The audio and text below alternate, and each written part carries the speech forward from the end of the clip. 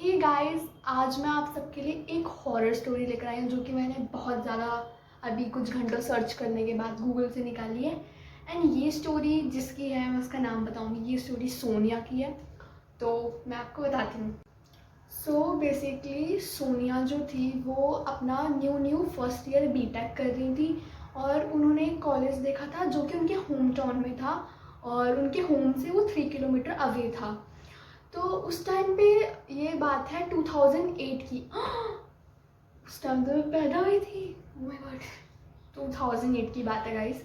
तो ये बात 2008 की है जब वो बीटेक का फर्स्ट ईयर कर रही थी और उन्होंने न्यू कॉलेज ज्वाइन करा था। वो उनके घर से 3 किलोमीटर अवे था। एंड फिर उस टाइम पर ही उसी बीच में उन्होंने न्यू टू व्हीलर चलाना सीखा था। बट उनको आता तो था चलाना, बट उनकी प्रॉब्लम ये थी कि अगर उनके पीछे कोई बैठ जाए, बेसिकली अगर कोई साड़ी में बैठ जाए तो वो ऐसे सीधा तो बैठ नहीं सकते जैसे हम लोग नॉर्मल ड्रेस में ऐसे बैठ जाते हैं। बट साड़ी में वो साइड लेग्स करके बैठी तो उसको बहुत ज़्यादा प्रॉब्लम होती थी एंड स्कूटी को बैलेंस करने में बहुत दिक्कत होती थी। आई मीन डिसबैलेंस ही रहती थी वो। तो उनका कॉन्फिडेंस नहीं बढ़ पा रहा था इस चक्कर में। तो एक दिन क्या हुआ, वो कॉलेज से 3 किलोमीटर अवे आती थी तो जो उनका रास्ता था ना घर से कॉलेज तक का, वो मतलब बहुत सुनसान जगह में था और बारिश हो रही थी उस टाइम पे। तो बारिश की वजह से मडी हो रखा था पूरा वो जो रोड थी और मडी की वजह से बहुत स्लिपरी था। बारिश मडी और पानी जो होता है वो तो स्लिपरी हो गई ऑब्वियसली। तो रात को वापस आते हुए 6:37 हो गए थे और अंधेरा ऑलमोस्ट हो ही गया था। तो वो अकेले ही आ रही थी।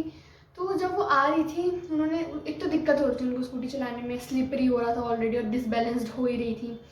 तो उन्होंने देखा कि दूर से कोई औरत ऐसे उनको हाथ हिला रही है और बोल रही है कि स्कूटी रोकने के लिए, मतलब इंडिकेट कर रही है।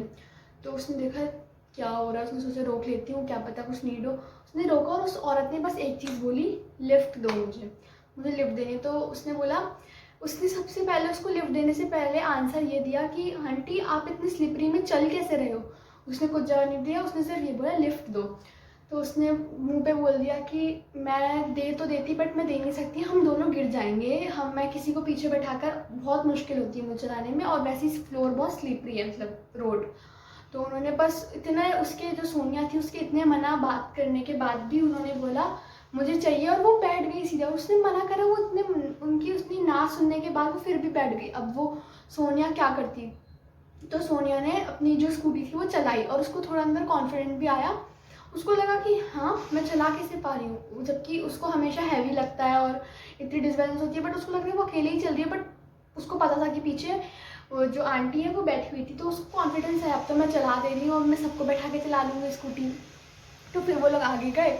तो उसने बहुत देर तक कुछ ना बोलने के बाद 2-3 मिनट बाद ये पूछा उनसे कि बट आंटी आपको मैं छोड़ूँ कहाँ, आपको किधर जाना है। तो उसने बहुत कोल्ड होके, बहुत कूलली कोल्ड होके ये आंसर दिया, जहाँ तुम्हें जाना है।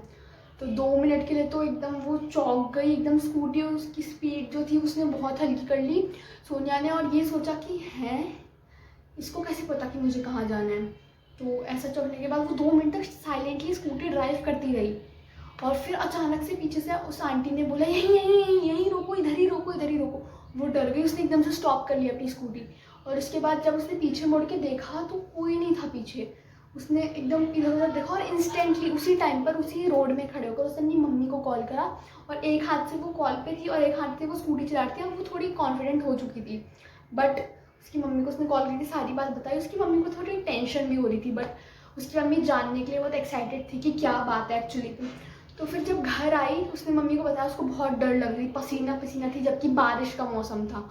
तो उसकी मम्मी ने उसको काम करने के लिए, उसको थोड़ा सा उस माइंड से निकालने के लिए ये बोला कि मुझे तो क्या बोलते, अपनी माँ को तो स्कूटी में कभी पीछे बैठा नहीं पाई, एक भूत को बैठा कर आ गई। लेकिन जो सोनिया थी उसको अभी तक नहीं पता वो औरत कौन थी और कहाँ गई सडनली। बट स्टिल उसके बाद क्या हुआ, उसको 2-4 दिन तक फीवर रहा था अचानक से। पता नहीं ये क्या हुआ था, मुझे फीवर वाली बात ढंग से नहीं पता बट स्टिल। तो यही थी स्टोरी। बट कभी भी अनजान लोगों को हमें लिफ्ट नहीं देंगे स्पेशली, और हमें ऐसी रोड में तो अकेले जाना ही नहीं चाहिए। और ये बात तो 2008 की है, मैं पैदा हुई थी उस टाइम पे। तो मैं अब अगली स्टोरी लेकर आऊँगी थोड़ी इंटरेस्टिंग, पर ये पहली थी तो गुड। Bye bye.